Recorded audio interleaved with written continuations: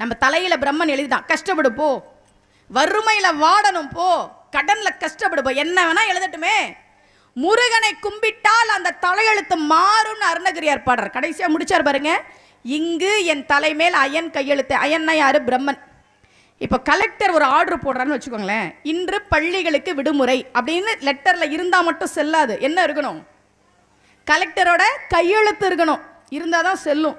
இங்கு என் தலைமேல் அயன் கையெழுத்தை பிரம்மன் போட்ட அந்த கையெழுத்தை அழிச்சிட்டானா முருகப்பெருமான். அழிச்சிட்டா என்ன அர்த்தம்? முருகன் என்ன எழுதியிருக்கான்? நீ கடன்ல கஷ்டப்படு, நீ நிம்மதி இல்லாம இரு, நீ நோயில என்ன வேணா நீ எழுதுடா பிரம்மா, ஏன் முருகன் உன் கையெழுத்தை அழிச்சிட்டான். அப்படின்னா என்ன அர்த்தம்? அது செல்லாது.